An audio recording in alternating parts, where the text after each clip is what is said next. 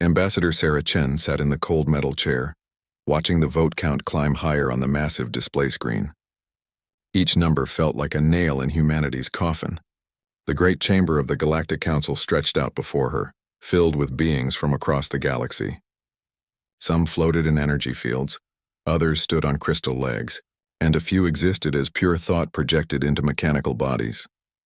847 votes in favor, announced the Chancellor, his crystalline form catching the light from a dozen suns that streamed through the chamber's transparent dome. 12 votes against. The containment edict passes. Sarah's hands gripped the armrests of her chair until her knuckles turned white. 50 years. 50 years of humanity serving this council, contributing their science, their medicine, their soldiers to keep peace in the galaxy. 50 years of being treated like children who could not be trusted with sharp objects. The Zephyrian Chancellor, Christhak, turned his multifaceted head toward the human section. His voice carried no emotion as he spoke through the translation system. The species known as humanity will be restricted to their current 12 solar systems. No new colonies will be permitted. No expansion beyond designated boundaries. Sarah stood up, her voice echoing in the vast chamber. Chancellor, humanity has never shown aggression toward peaceful species. We have followed every rule, contributed to every peacekeeping mission, shared our technology freely. Why are we being punished? The Chancellor's crystalline features seemed to shift, creating what might have been a smile on a more familiar face. Ambassador Chen, your species is young. You lack the wisdom that comes with age. You are too quick to anger, too eager to fight. The elder races of this council have observed humanity for 5 decades. We see the violence in your history, the wars you fought among yourselves before joining our community. That history is behind us, Sarah said, trying to keep her voice steady. We have evolved beyond our primitive past. A new voice entered the conversation. The collective's representative, a hive mind speaking through 100 identical bodies, spoke in perfect unison. Evolution takes millennia, human.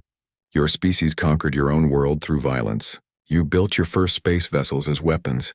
Even now, your military maintains more ships than necessary for defense. Sarah felt her face grow hot. Our military protects trade routes and responds to emergencies. We have never used our ships to threaten others. The Kepler mining incident, said another voice.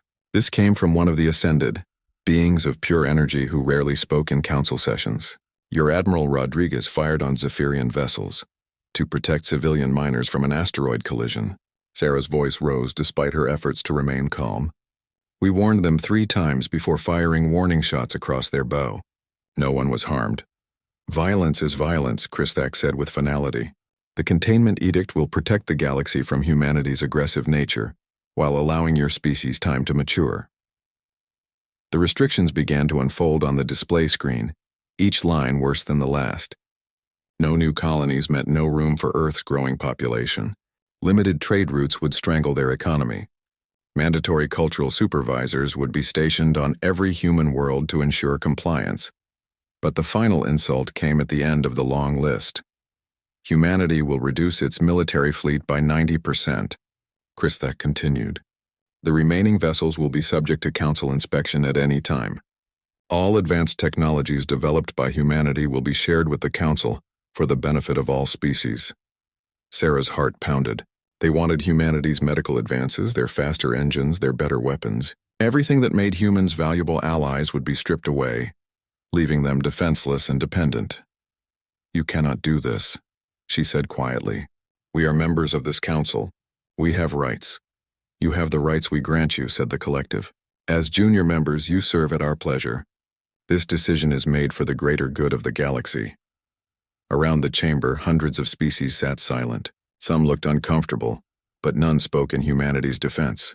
Even their few allies among the younger races seemed unable to meet Sarah's eyes. The Dosaki representative, Ambassador Keith, finally stood. His lizard-like features showed genuine sadness.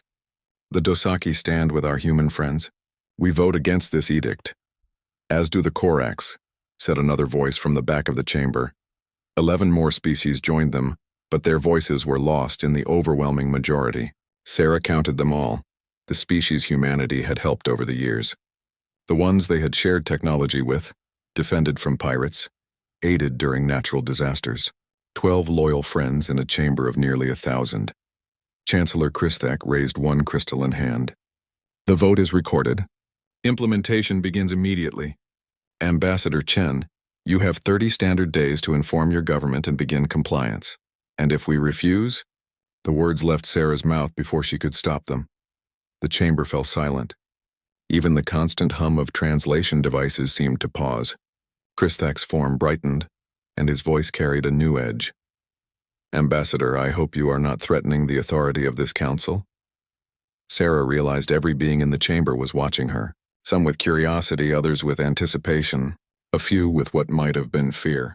She thought about her home Earth, blue and green and beautiful. She thought about the colonies, the farms and cities humanity had built among the stars. She thought about the millions of humans who had never asked for war but might soon face it anyway. No threat, Chancellor, she said finally, merely a question. Then let me answer clearly. Refusal to comply with council edicts is considered rebellion. Rebellion is met with appropriate force. He gestured toward the viewing ports where the shapes of council warships could be seen among the stars. The combined fleets of 800 species ensure compliance. Sarah nodded slowly. She had her answer. She looked around the chamber one more time, memorizing the faces of those who had condemned her species to slow extinction. Then she gathered her notes and walked toward the exit. Ambassador Chen, Christak called after her. I trust there will be no unpleasant surprises from humanity. Your species has always been predictable. Sarah stopped at the chamber door. She turned back, offering the Chancellor a smile that did not reach her eyes. Have we? How interesting. I had no idea you knew us so well. The heavy doors closed behind her with a sound like thunder. Sarah walked through the corridors of the council station, past the gardens and markets where beings from across the galaxy conducted their peaceful business. None of them looked at her. The human ambassador was already invisible, already irrelevant. In her private quarters, Sarah activated the quantum communicator hidden in her personal effects. The device was technically illegal. The council monitored all official communications. But humanity had learned long ago that following every rule was not the same as following every law. The encrypted signal would take 6 hours to reach Earth, bouncing through relay stations hidden throughout human space. When it arrived, it would carry a simple message that had been prepared decades ago, waiting for the day when diplomacy finally failed. Sarah spoke clearly into the device. The Council has crossed the line. All pretense ends now. Initiate Protocol 7. Humanity's childhood is over. She closed the communicator and sat back in her chair, looking out at the stars. Somewhere out there, beyond the reach of Council sensors, ships were already moving. Humanity had spent 50 years playing the role of junior partners, grateful for acceptance into galactic society. That performance was about to end. The galaxy was about to learn what humans were really capable of when they stopped pretending to be harmless. Captain Marcus Rodriguez stood on the bridge of the Perseverance, watching the ancient artifact spin faster in the view screen. The massive structure was the size of a small moon, covered in symbols that hurt to look at directly. It had been dormant for millions of years until their joint research mission had somehow awakened it. Radiation levels are climbing again, reported Lieutenant Sarah Kim from the science station. Her fingers moved quickly across the holographic controls, trying to make sense of readings that should have been impossible. Captain, if this thing keeps building power, it could tear a hole in space-time itself. Marcus gritted his teeth. 3 months had passed since the containment edict, and this was supposed to be a simple mission. Study an ancient relic.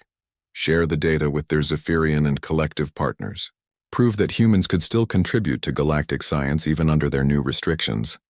Instead, they had awakened something that threatened to destroy everything in a 50-light-year radius. Dr. Kim, how long do you need to implement your containment solution? The young scientist looked up from her readings, her face pale but determined.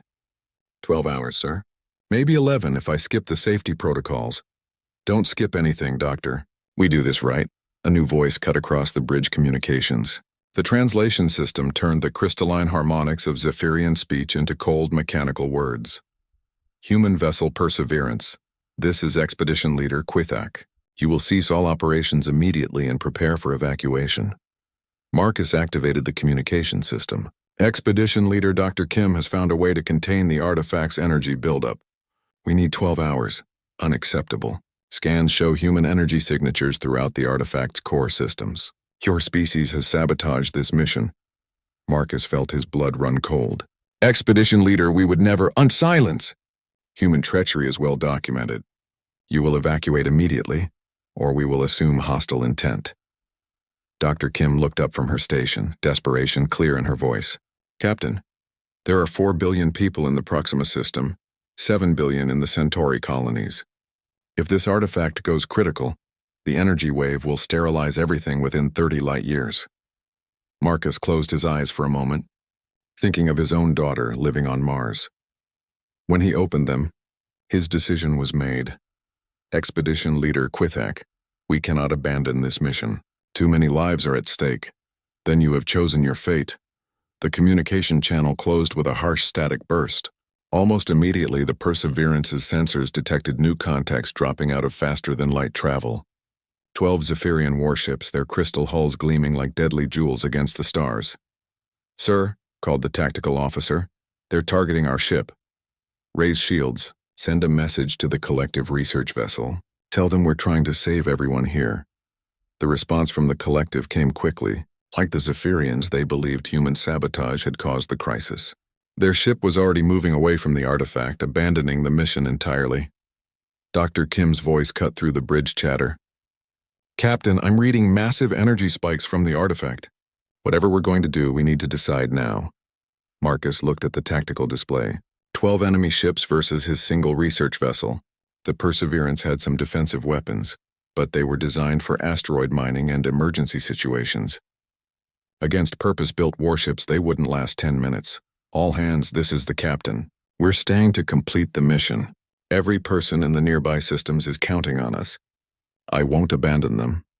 The first energy blast from the Zephyrian ship struck their shields with tremendous force. The bridge lights flickered as power systems strained to compensate. Shields at 60%, reported the tactical officer. Return fire. Target their weapon systems only. We're not here to kill anyone. The Perseverance's mining lasers lanced out, designed to cut through asteroid rock but surprisingly effective against crystalline armor. One of the Zephyrian ships pulled back, its main cannon smoking. But there were still 11 more ships, and they showed no hesitation about using lethal force. Dr. Kim worked frantically at her station even as the ship shook around her. I've got a partial solution ready, but I need direct access to the artifact's core. Someone needs to take a shuttle inside that thing. I'll go, Marcus said immediately. No, sir, you're needed here. I know the systems better than anyone. Another blast rocked the ship. The lights went out for a moment before emergency power kicked in. Shields at 20% called tactical. Hull breaches on decks 4 and 7. Marcus made a decision that would haunt him for the rest of his life. Dr. Kim, take Shuttle Bay 2. Upload your solution to the artifact's core. We'll hold them off as long as we can. The young woman nodded and ran toward the exit. As she reached the door, she turned back. Captain, tell my parents I was trying to save people. Make sure they understand that. You're coming back, Doctor. That's an order, she smiled. Yes, sir. The next hour was the longest of Marcus's life. The Perseverance fought a desperate battle against overwhelming odds while Dr. Kim's shuttle raced toward the artifact.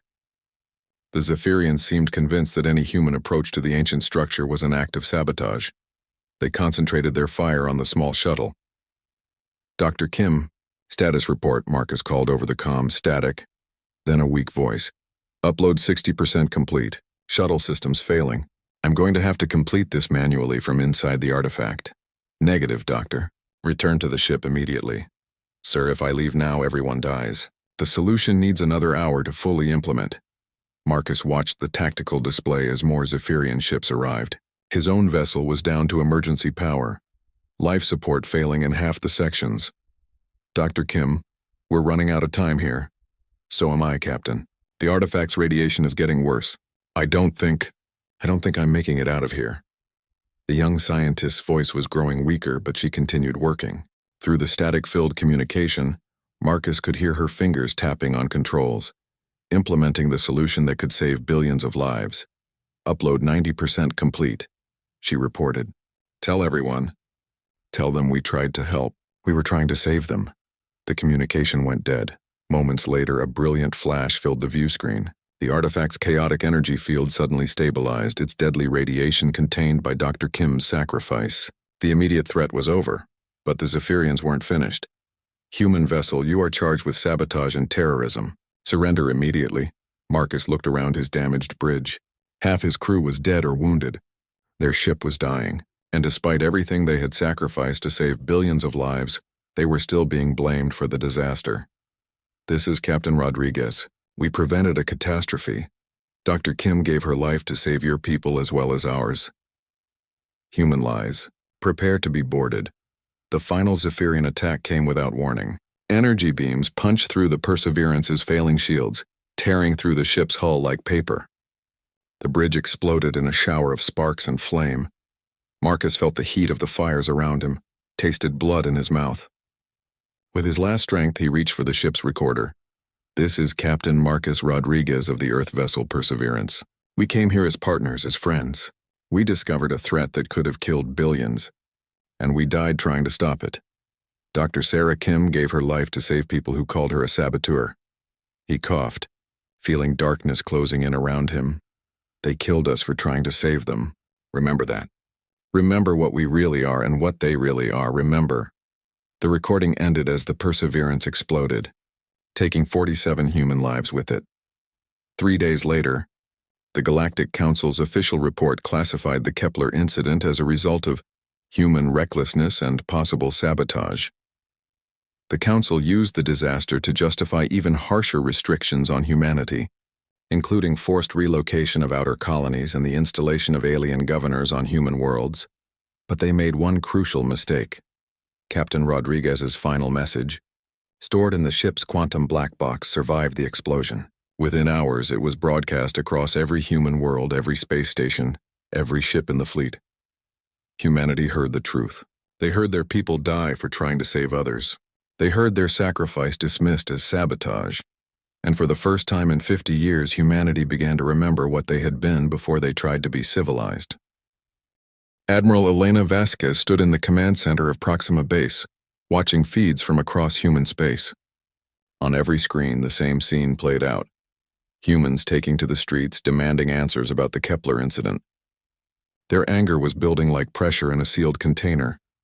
"Ma'am, we're getting reports from New Geneva," said Commander Hayes, her second-in-command. "Zephyrian peacekeepers opened fire on protesters. Early estimates are 300 dead, 800 wounded." Elena closed her eyes. The Zephyrians had just made the worst mistake in galactic history. They had killed human civilians who were demanding justice for Captain Rodriguez and Dr. Kim. "Send the activation codes," she said quietly. "Ma'am." "Send the codes, Commander. Operation Prometheus is active as of this moment." Commander Hayes hesitated. Everyone at Proxima Base knew what those codes meant. For 20 years, they had been preparing for this day, hoping it would never come. Now that it had arrived, the weight of their actions settled on every person in the room. "Admiral, once we do this, there's no going back." Elena turned to face her staff. These men and women had volunteered for the most classified project in human history. They had officially died in training accidents. Their families told they were heroes who gave their lives for Earth. In reality, they had been building the instruments of humanity's revenge. "The Galactic Council has made their choice," Elena said. "They restrict our expansion, steal our technology, and now they murder our people in the streets. We gave them 50 years to treat us as equals. They chose to treat us as slaves instead." She activated her command codes, and across the room dozens of holographic displays came to life. Each one showed a different sector of space, areas that the Council believed were empty. They were wrong. "Ghost Fleet Command, this is Admiral Vasquez. Authorization Omega 77. All units, you are cleared to begin Phase 1 operations." The responses came back immediately.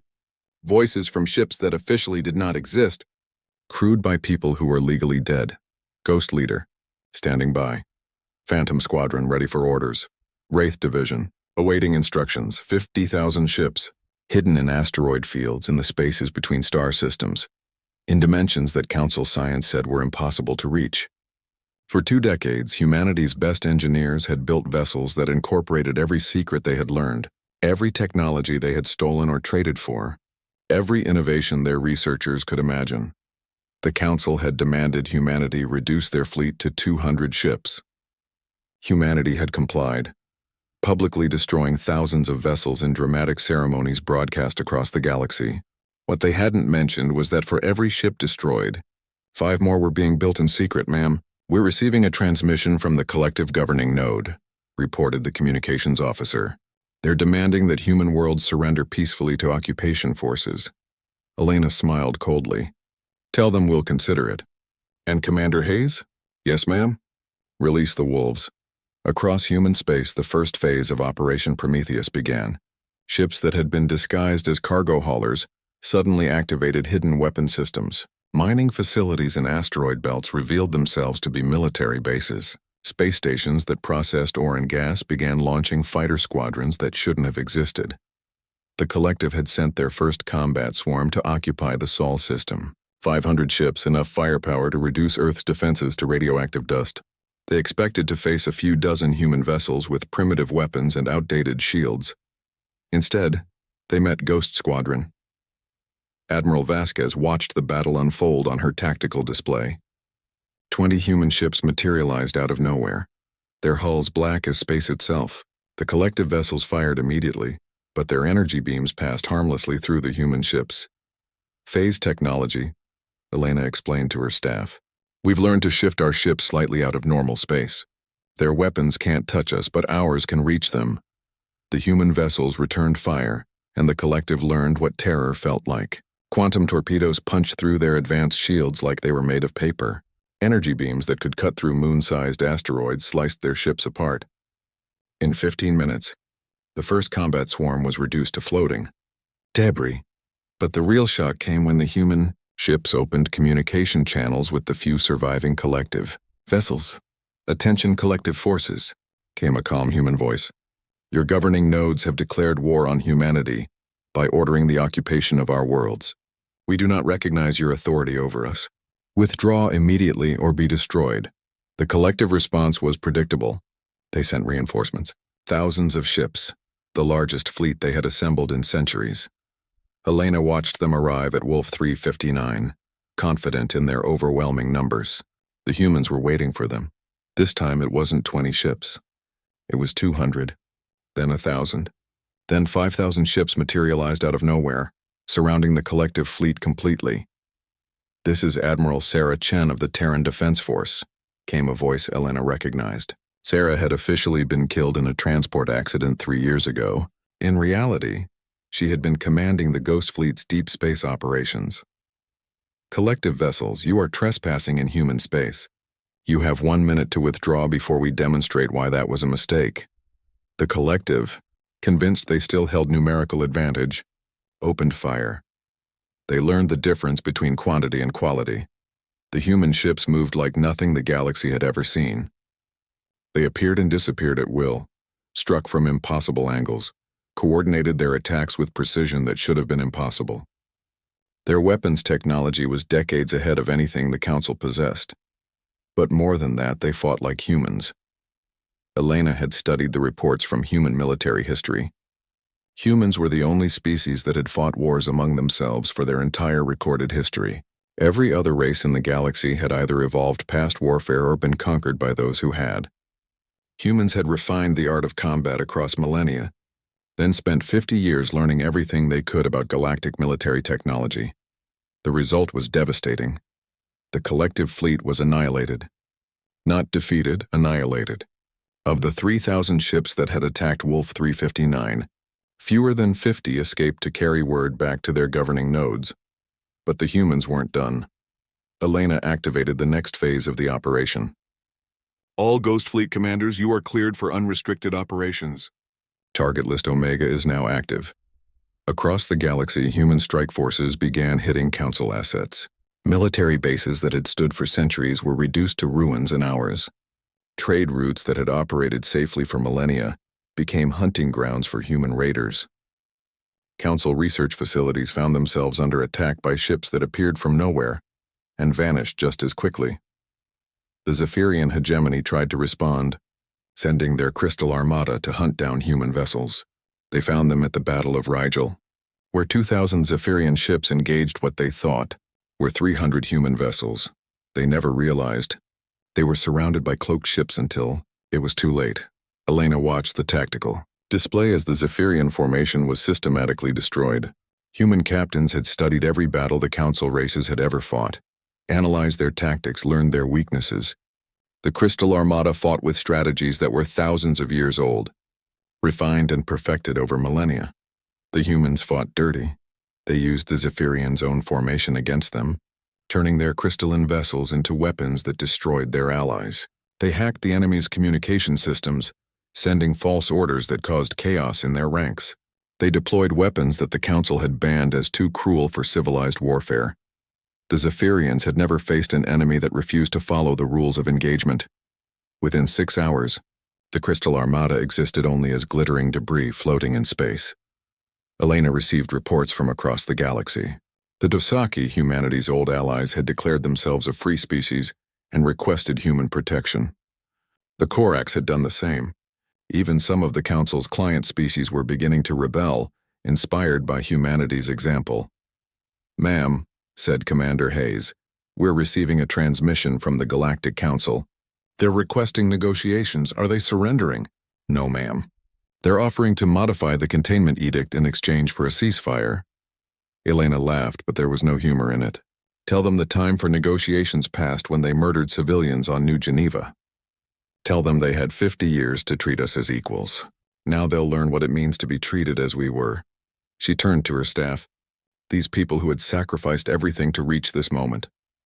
Send a message to every human ship, every human world, every human outpost in the galaxy. The Galactic Council declared war on us through their actions. We respond in kind. No mercy for those who showed us none. No quarter for those who would have destroyed us." Elena paused, thinking of Captain Rodriguez, Dr. Kim, and all the others who had died trying to help the galaxy. It's time the Council learned what humans are really like when they stop pretending to be civilized. The message went out across human space, carried by quantum communicators that the Council didn't even know existed. Within hours, every human in the galaxy had received the same. Chancellor Christak stood in the emergency council chamber, his crystalline form dimmed with what humans might have recognized as fear. The reports flooding in from across the galaxy painted a picture that should have been impossible. 17 sector fleets destroyed, reported the collective's new spokesman, its voice lacking the usual confidence of the hive mind. Our governing nodes calculate a 97% casualty rate in all engagements with human forces. The ascended representative, a being of pure energy contained within a mechanical shell, flickered with agitation. The humans have somehow breached our energy matrix. They turned our own power grid against our defense fleet at Vega Prime. 6,000 ships lost in 37 minutes. Christak felt something he had not experienced in his 3,000-year lifespan. Genuine terror. The reports kept coming, each one worse than the last. The humans weren't just winning battles, they were rewriting the rules of warfare itself. "How?" he asked, his harmonic voice cracking with disbelief. "Our intelligence showed them with 200 primitive vessels. We had complete surveillance of their star systems. Admiral Quell of the Hegemony's military forces materialized as a hologram, her crystal form scarred from battle. Chancellor, they lied to us. For decades they lied. Every ship we thought they destroyed was replaced by 5 others hidden in deep space. Every technology we forced them to share was already obsolete compared to what they were secretly developing." The chamber fell silent. Around the curved walls, representatives from 800 species sat in stunned disbelief. The humans had been in their presence for 50 years, following orders, accepting restrictions, playing the role of primitive junior partners. It had all been an act. The Terran Defense Force has broadcast a message to all Council worlds, continued Admiral Quell. They're offering citizenship in something called the Terran Republic to any species that renounces Council authority. And? Christak asked, though he dreaded the answer. 47 species have already accepted. The Dosaki, the Corax, and most of our former client races are declaring independence with human backing. The numbers were getting worse by the hour. The Council had ruled the galaxy for 3 millennia through overwhelming force and political pressure. Now, for the first time since the ancient Harbinger Wars, they faced an enemy that was not only stronger than them, but smarter. A new voice entered the chamber. The Vorthan ambassador, his scaled features pale with shock, delivered news that made Christak's crystalline heart freeze. The humans have attacked the Omega Research Facility. Every being in the chamber turned toward the Vorthan. The Omega Research Facility was the Council's most classified project, buried in a dead star system at the galaxy's edge. It housed the ancient weapons left behind by the Harbingers, planet killers that the Council had sworn never to use. That's impossible, Christak said. The location is known only to the High Command. The facility doesn't even exist in official records. The human strike team knew exactly where to find it, the Vorthon replied. They disabled our defenses, extracted the research data, and destroyed the facility. All in 42 minutes, Christak's mind raced. The humans had somehow penetrated the Council's most sensitive intelligence networks. They had been listening to private conversations, accessing classified files, watching from the shadows while the Council believed they were in complete control. How long? He asked quietly. How long have they been spying on us? The answer came from an unexpected source. The chamber's main display activated, showing the image of a human female in military uniform. Christak recognized her from intelligence files. Admiral Elena Vasquez, officially dead for 3 years. Greetings, Chancellor Christak, the human said, her voice calm and professional. To answer your question, we've been monitoring Council communications since approximately 6 months after we joined your organization. Your security protocols are adequate for dealing with species that follow your concept of civilized behavior. The fact that humans could hack directly into the emergency council session was terrifying enough. The casual way the Admiral discussed their intelligence operations was worse. What do you want? Christak demanded. Complete and unconditional surrender of Council authority. All member species will be offered the choice of joining the Terran Republic as equals, or maintaining independence under human protection. All Council military assets will be transferred to human command. The chamber erupted in angry voices. Representatives from hundreds of species began shouting at once, their translation software struggling to keep up with the chaos. Admiral Vasquez waited patiently for the noise to die down. I should mention, she continued, that every Council world is currently surrounded by human forces. We've been positioning our fleets for months while you were focused on our primitive technology. You can verify this with your own sensors. Christak activated the chamber's scanning systems. The display filled with tactical readings from across the galaxy. Every major Council world, every military base, every strategic resource was surrounded by ships that hadn't been there an hour ago. Impossible, he whispered. We call it the final gambit, Admiral Vasquez explained. 50,000 ships moving simultaneously through dimensions your science doesn't acknowledge exist. You wanted to see what human military technology could accomplish without Council restrictions. Congratulations. The collective spokesman spoke in a voice filled with static, signs that the hive mind was fracturing under stress. You cannot govern the galaxy. You are one species among thousands. You're right, the Admiral agreed, which is why the Terran Republic will be a democracy. Every member species gets representation based on population and contribution. Every citizen gets an equal voice regardless of their planet of origin or biological form. She paused, her expression hardening. Of course, species that participated in the systematic oppression of humanity will need to earn their way back to full membership. Starting with you, Chancellor. Christak felt his crystalline matrix heating with rage. You dare threaten the Zephyrian hegemony?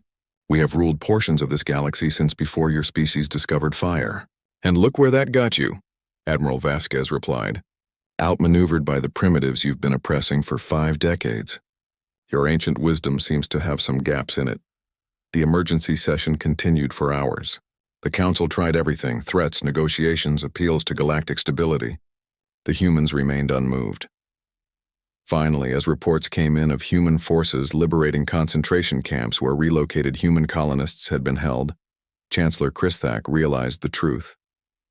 The Council had created their own nemesis through their arrogance and cruelty. You planned this, he said, his voice hollow. All of it. The compliance, the restrictions, even the Kepler incident. You wanted us to reveal our true nature. Admiral Vasquez nodded. We hoped you would choose cooperation. We prepared for the alternative. When you murdered Dr. Kim and Captain Rodriguez for trying to save lives, you showed us what you really were. When you slaughtered civilians on New Geneva, you showed the galaxy. The truth was devastating.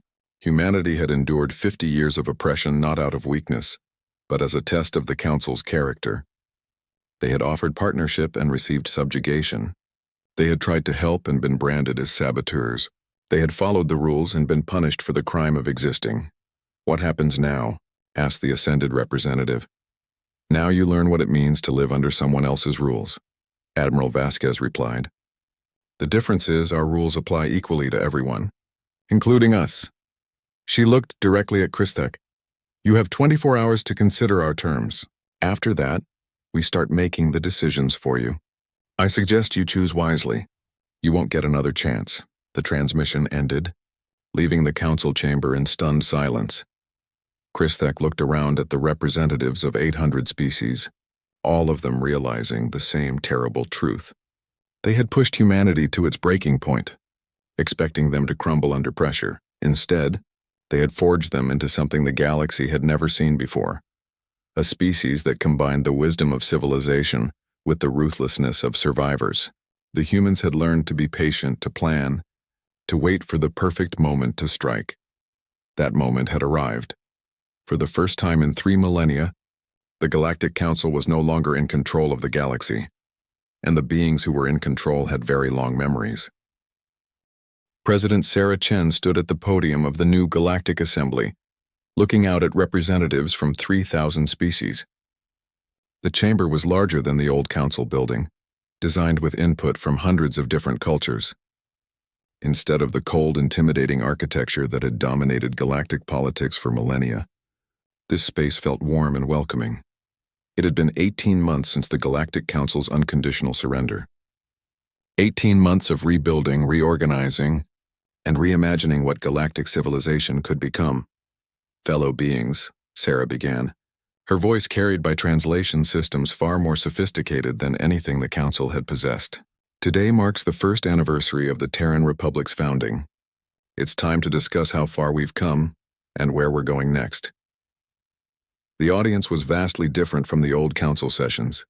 Former client species sat alongside their previous masters. Species that had been denied representation for centuries now had equal voices with civilizations that had ruled for millennia. First, let's address the elephant in the room, Sarah continued, using an expression that required lengthy translation for most species present. Many of you still wonder how humanity accomplished what we did, how we built fleets in secret, developed technologies beyond council science, and coordinated the largest military operation in galactic history. She activated the chamber's holographic display, showing images from humanity's hidden bases, secret research facilities, and ghost fleets. The answer is simple. We did what we've always done throughout our history. We adapted. For 50 years, you saw us as junior partners, primitive beings who needed guidance. What you actually saw was humanity doing what we do best, learning from our environment and becoming what we needed to be to survive. Chancellor Christek, now serving as the Zephyrian regional governor under human oversight, shifted uncomfortably in his designated seat. Like other former council leaders, he had been given the choice between cooperation and imprisonment for crimes against sapient beings. Most had chosen cooperation. We studied your military tactics for 5 decades, Sarah continued. We learned your technologies, analyzed your political structures, and understood your weaknesses. We did this not out of aggression, but out of necessity. We knew that eventually you would show your true nature. The chamber was silent. Every being present remembered the final days of the council, when their desperation had led them to consider using planet-killer weapons against civilian populations. The Kepler incident was our breaking point.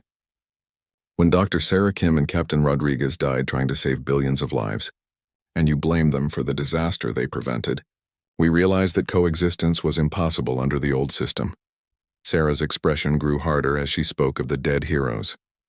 You called us aggressive.